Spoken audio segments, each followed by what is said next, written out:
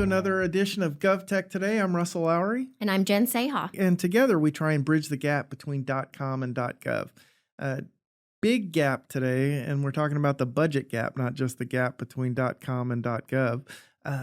You've been doing a little digging into the legislative budget and the release of the May revision. What have you been turning up? So it wasn't quite as awful as some people thought it would be, but it wasn't quite as not awful and acceptable as some people thought it would be either. So overall, we're still projecting around a $45 billion budget hole in the state of California for the 24-25 budget year, which starts in July.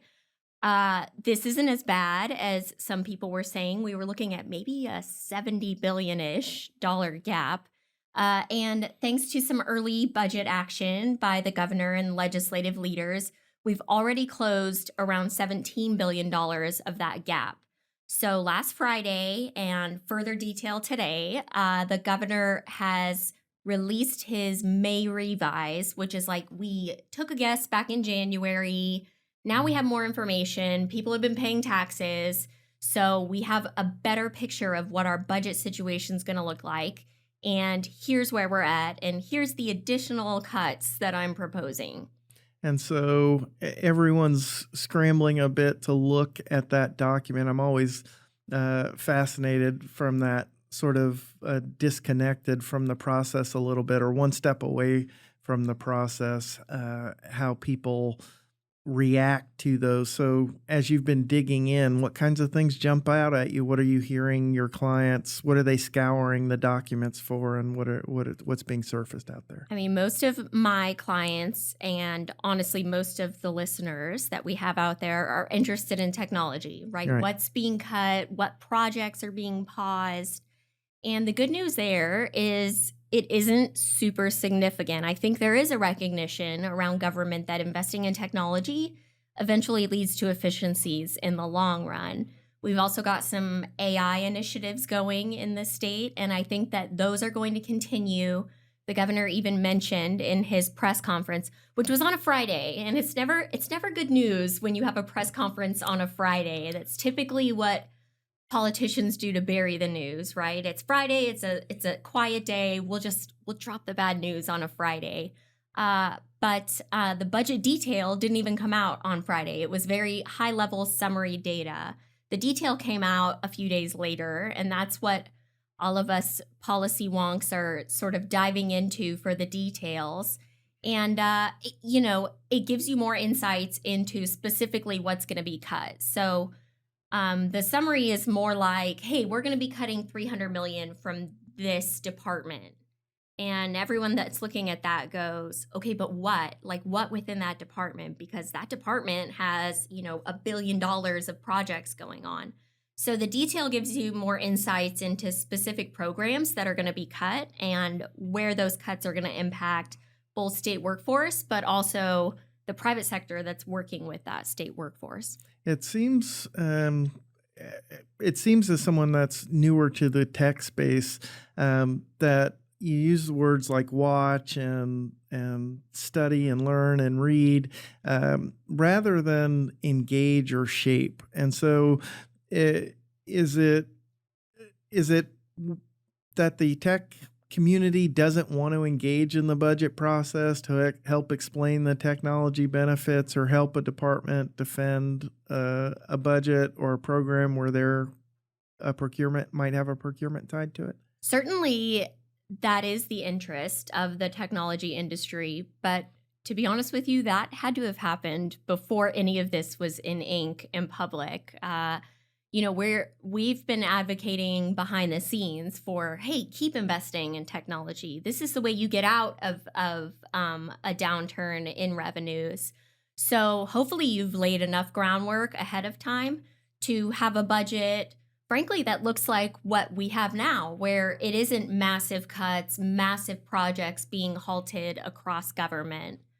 And so with that base and maybe the terrifying headlines that we were looking at as the governor initially put out his budget, you and your clients have sort of navigated a way through where you think you're going to be fine. You know that they're going to still be spending hundreds of millions of dollars, billions of dollars on technology procurement over the 2 or 3 year window that we're looking at. Yeah. And, for sure, I get what about this project? Is this still happening at corrections? Is this still happening at this department? And there's not that level of detail in your general budget or even the budget detail. A lot of it is line itemed deep within some other type of line item on a budget. So there is a lot of digging that has to go on. And I'm on the phone with CIOs at departments today. Hey, was this caught up in this line item? Where does this fall into the picture, to figure out if those projects that we're all watching are still happening? So people may see a headline clip about the number of employees cut in this year's budget. Does that mean there's going to be state employees on the unemployment line? So there were some sort of statewide implications in this budget. One of them was an 8% across the board cut to departments. We've both worked in government. I think you referred to it as like couch cushion money. Most departments have 8% squish room in their budgets. We're not going to be laying people off or anything like that. The other interesting thing in this budget was a sweep of vacant positions. This happens pretty much every year. It's, what positions do you have vacant? We want the money back for those positions. Whatever salary savings you have, we want it back so we don't have to cover quite as big of a gap. What's interesting about this year is they're also taking the position authority. So 10,000 positions across state government that are currently vacant. Again, no one's getting laid off. But we want the money from those, and we also want the position. So you can't keep the position, your authority for that position, and maybe fill it next year if you have extra squish money. They're permanently eliminating those 10,000 positions. And it's not insignificant. I mean, that's roughly 4 to 5% of the state workforce.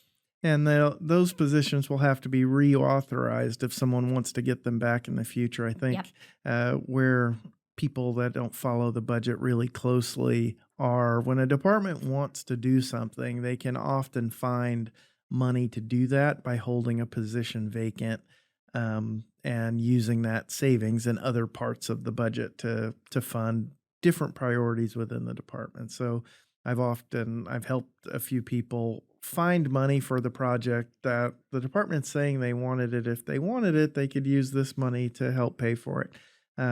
That some of that flexibility is going to go away. But another difficulty for people who are trying to do business with the state is a department may be saying to a vendor or somebody they've been working with, and they think they're approaching a close or a sale, and they say, I can't.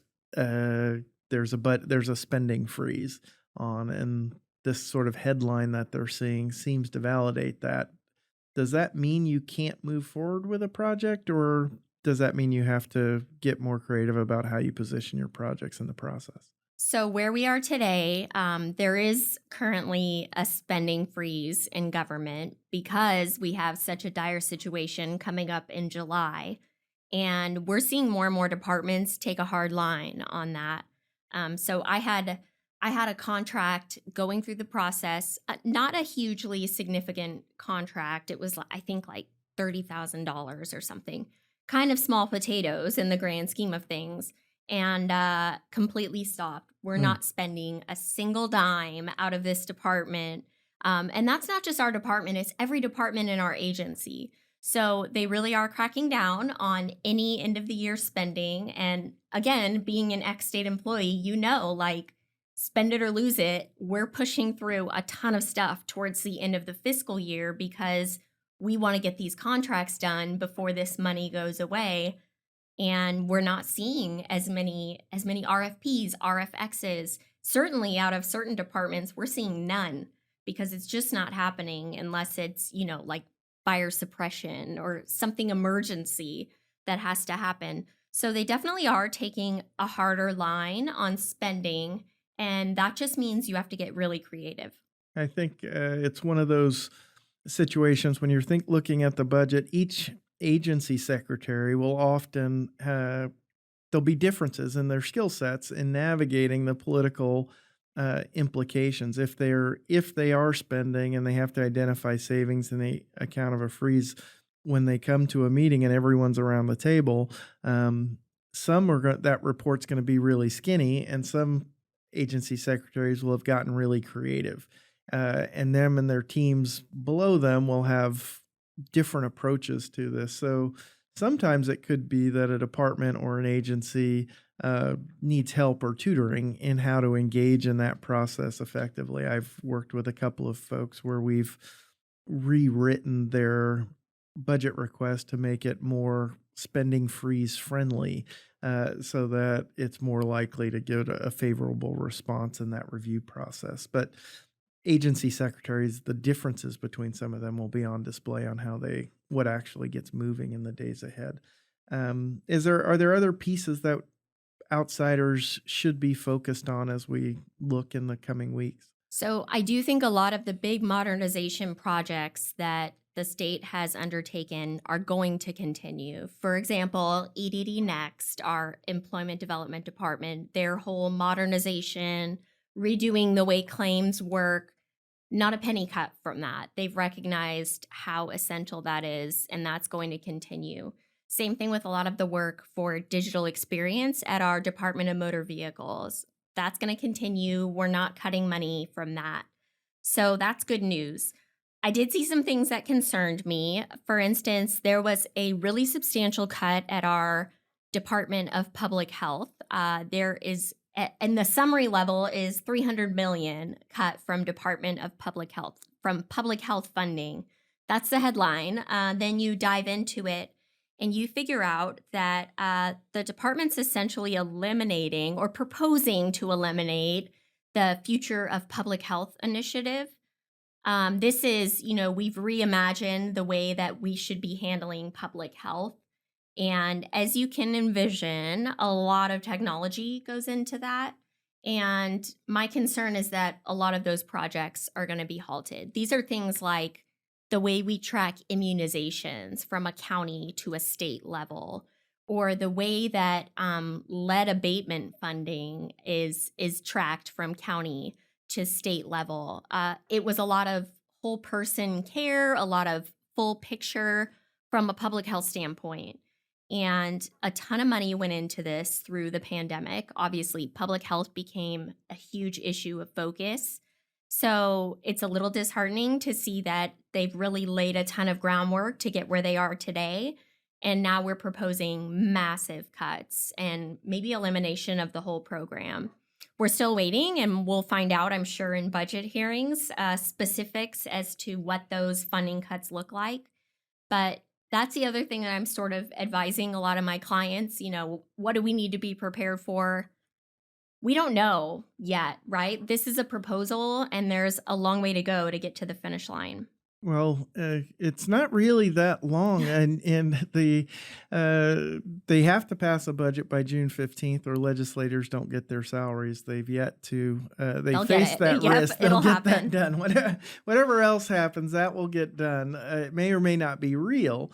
The actual negotiation happening between the governor and the legislative leaders in both houses may or may not be done by that time, and that has to be in print. So they'll vote on something. June 12th will be in print, which will be kind of a better roadmap than you've got today. It'll largely reflect progress to date, and then the real deadline for the summer recess is July 3rd. And they will typically have passed a budget with everything they've agreed on by that point. A couple of caveats is that I noticed that the governor cut a lot of what we call member requests. When they've put specific requests in, those total up to $1 billion. And so when you're wrangling for votes in the legislature, having those personally important projects hanging out there tends to make it a little easier to round up those votes. And then another piece where you can look at where if you are not happy with what happened in the budget that passes in July, there'll be a budget bill junior in August. It's sort of a loose end, everything that wasn't taken care of that will happen again in August. So you'll have another budget bill. And that's become sort of a ritual. Some might say a little abuse of the process, but I think so too. I mean, honestly, it seems like the budget bill junior from like an advocate and a private sector standpoint, it's frustrating because we pass a budget, we're heading out on our vacation, and I'm like, wait a minute, this doesn't look like everything. This looks like a general outline. Where's the rest of it? Oh, we're going to handle it when we come back in August. So I do think the budget bill junior is a little tricky in that it's something that's sort of new. I've noticed it only since they've had this requirement that they need to pass a bill to get their salaries and get out of town. So we'll pass a bill, but we hold the right to make a bunch of changes later on with this other bill. Right.